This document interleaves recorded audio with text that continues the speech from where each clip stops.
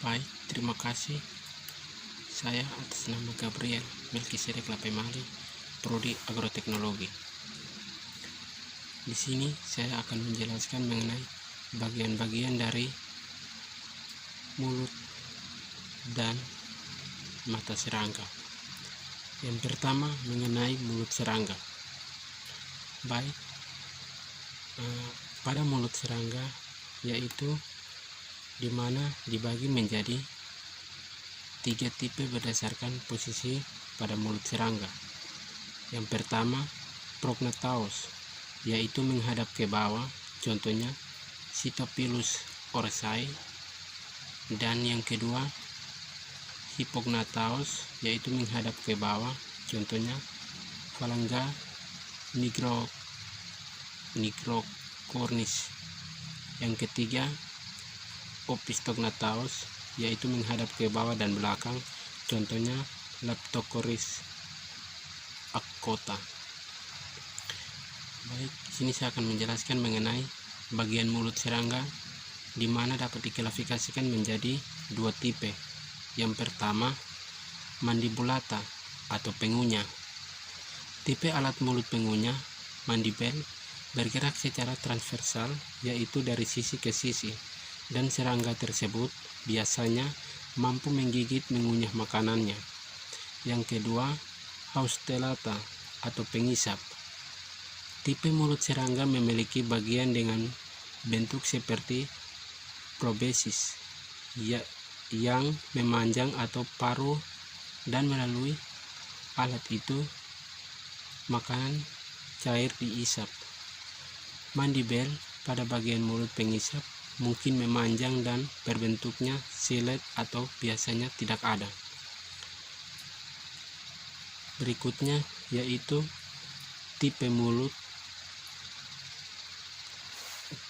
serangga berdasarkan cara makan, yang dimana dibagi menjadi 5 bagian, yaitu menggigit mengunyah mengisap, menjilat mengisap, mulut mengisap, dan menyusup atau mengisap. Di sini saya akan menjelaskan mengenai tipe alat mulut menggigit mengunyah. Pada tipe alat mulut pada menggigit dan mengunyah, di mana pada bagian labrum, yaitu berfungsi untuk memasukkan makanan ke dalam organ mulut. Dan yang kedua yaitu epifaring, yaitu berfungsi sebagai pengecap. Dan yang ketiga mandibel, berfungsi untuk mengunyah, memotong, atau menggunakan makanan. Dan pada maksila, yaitu merupakan alat bantu untuk mengambil makanan dari mandibula sebelumnya. Maksila memiliki 4 cabang, yaitu cardo, palpus, laxinia, dan galea. Pada bagian hipofaring, yaitu serupa dengan lidah dan tumbuh di dasar rongga mulut. Labium sebagai bibir bawah bersama bibir atas berfungsi untuk menutup atau membuka mulut. Labium di mana terbagi menjadi 3 bagian, yaitu mentum, submentum, dan ligula. Pada ligula terdiri dari sepasang glosa dan sepasang paraglosa. Contoh serangga dengan tipe alat mulut menggigit mengunyah yaitu Ordocoloptera, Orthoptera, Isoptera, dan Lepidoptera. Yang berikut mengenai tipe alat mulut mengunyah dan mengisap. Pada tipe alat mulut ini diwakili oleh tipe alat mulut lebah atau mado, Apiscerana, atau Hymenoptera apidae, merupakan tipe kombinasi yang struktur labrum dan mandibelnya berupa dengan tipe alat mulut menggigit mengunyah, tapi maksila dan labrumnya memanjang dan menyatu. Glosa merupakan bagian labium yang berbentuk memanjang, sedangkan ujungnya menyerupai lidah yang berbulu disebut flabellum, yang dapat bergerak, menyusup, dan menarik untuk mencapai cairan nektar yang ada di dalam bunga. Yang berikut mengenal tipe alat mulut menjilat mengisap. Tipe alat mulut ini misalnya pada lalat atau diptera. Pada bagian kepala terdapat labrum yang bentuknya berubah menjadi tabung yang tercela. Yang berikut, ruas pangkat tabung disebut rostrum dan ruas bawahnya disebut austellum. Ujung dari labium ini terbentuk khusus yang berfungsi sebagai pengisap disebut labellum. Yang berikut mengenai tipe alat mulut mengisap.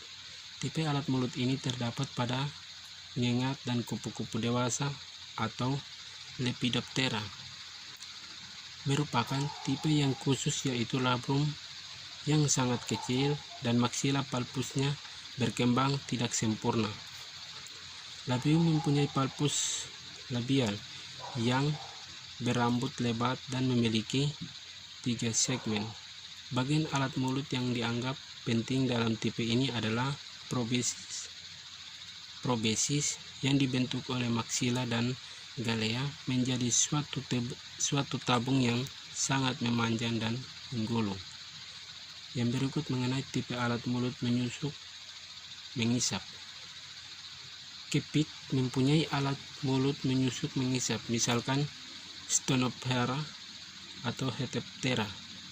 Alat mulut yang paling menonjol adalah labium yang berfungsi menjadi selongsong silet. Pada 4 silet yang sangat racun yang berfungsi sebagai alat penyusup dan pengisap cairan tanaman. Keempat silet berasal dari sepasang maksila dan mandibel. Ini merupakan suatu perubahan bentuk dari alat mulut serangga pengunyah.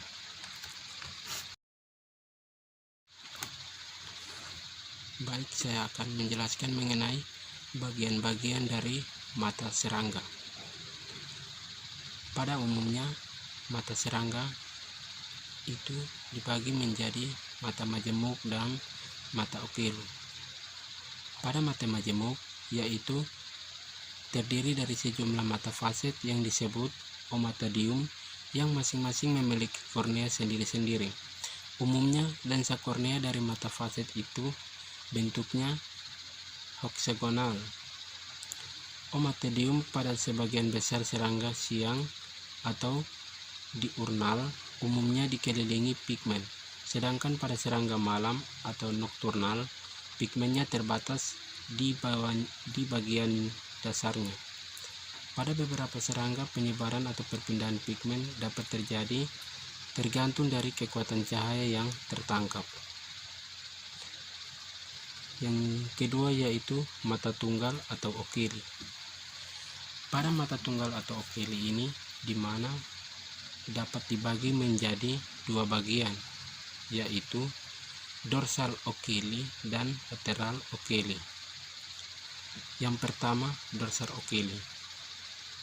Pada dorsal okeli terdapat bersama mata majemuk pada serangga dewasa atau nimfa.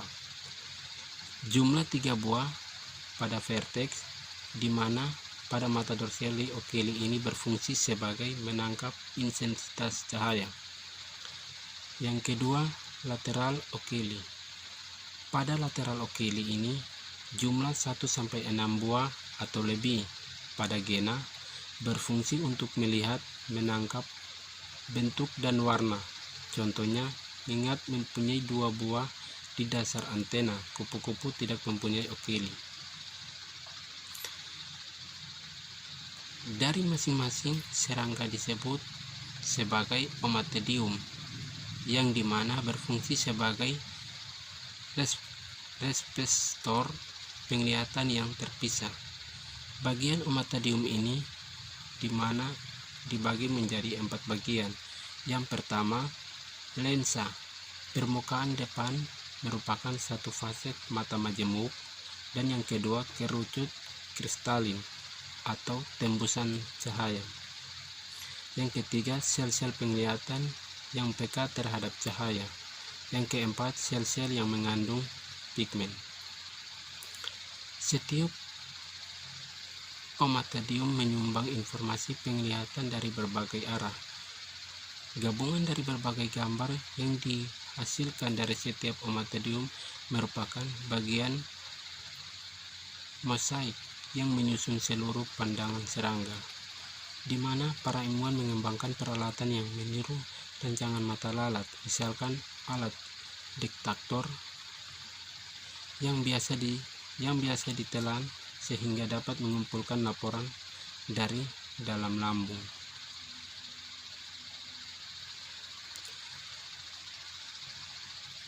Ini adalah gambar dari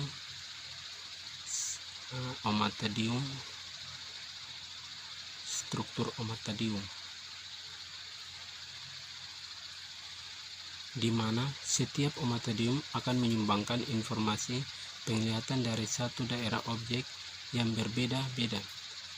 Semua informasi dari setiap omatodium kemudian akan digabungkan dalam bentuk bayangan mosaik yang menyusun seluruh pandangan serangga. Contohnya, mata lalat rumah terdiri atas 6.000 bentuk mata yang ditata dalam segi 6. Setiap omatodium menghadap ke arah yang berbeda-beda. Ada yang menghadap ke depan, ke belakang, ke atas, ke bawah, dan setiap sisi sehingga alat dapat melihat kemana-mana.